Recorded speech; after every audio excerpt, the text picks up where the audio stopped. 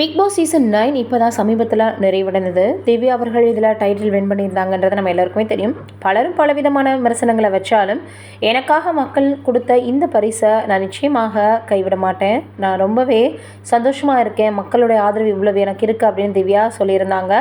அரரா, திவ்யா, சபரி அப்படின்னு மொத்தம் 4 பேர் பிக் பாஸ் வீட்டுக்குள்ளே ஃபைனலுக்குள்ளே இருந்தாங்க.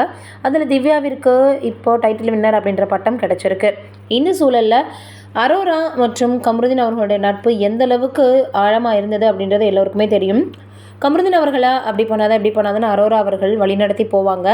ஆனால் ஒரே ஒரு விஷயத்தால் கமருதீன் அவர்கள் பாரு பேச்சை கேட்டு தான் அப்படி ஆயிட்டார் அப்படின்னு எல்லோருமே சொல்லி வந்துட்டு இருந்தாங்க.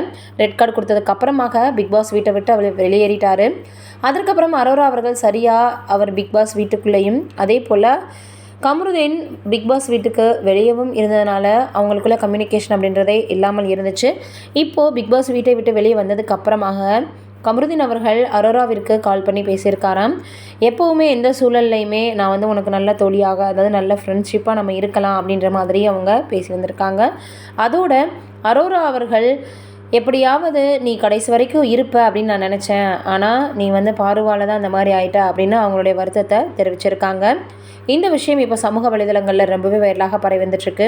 இது ஒரு பக்கம் இருக்க, பிரதீப் ரங்கநாதன் அவர்களுடைய இயக்கத்தில் நடிப்பில் உருவான திரைப்படங்கள் மிகப்பெரிய அளவில் வெற்றி அடைஞ்சது. தொடர்ந்து அவர் கொடுக்கக்கூடிய படங்கள் எல்லாமே சூப்பர் டூப்பர் ஹிட் அடிக்குது, 100 கோடிக்கு மேலே வசூல் சாதனை புரியுது அப்படின்னு எல்லாருக்குமே தெரியும். இந்த சூழலில் அடுத்து அவர் யார் கூட நடிக்க போகிறாரு, என்ன படம் பண்ண போகிறாரு அப்படின்ற எதிர்பார்ப்பு ரசிகர்களுடையும் மக்களிடையும் அதிகமாக இருந்து வந்துட்டு இருந்துச்சு. ரைட்டர் திரைப்படத்தை இயக்கிய இயக்குனர் கூட தான் இவர் இப்போது இணைந்து நடிக்க போகிறாரு அப்படின்ற செய்திகள் வெளியாகி இருக்குது. அதோடு மட்டும் இல்லாமல் இந்த படம் எப்படியும் நல்லா தான் இருக்கும். ஏன்னா ரைட்டர் படம் ஓரளவு மக்களுக்கு பிடிச்ச மாதிரி தான் இருந்துச்சு. அதுபோல தான் இப்போது பிரதீப் அவர்கள் நடிக்கக்கூடிய படமும் இருக்கும். இதை தாண்டி அவரே இயக்கி ஒரு படத்தை நடிக்கவும் போகிறாராம். வெயிட் பண்ணி பார்க்கலாம் இந்த 2 படங்களும் எப்படி வரப்போகுது பிரதீப் அவர்களுடைய நடிப்புலன்னு. நீங்கள் என்ன நினைக்கிறீங்கன்னு கமெண்ட்டில் சொல்லுங்கள்.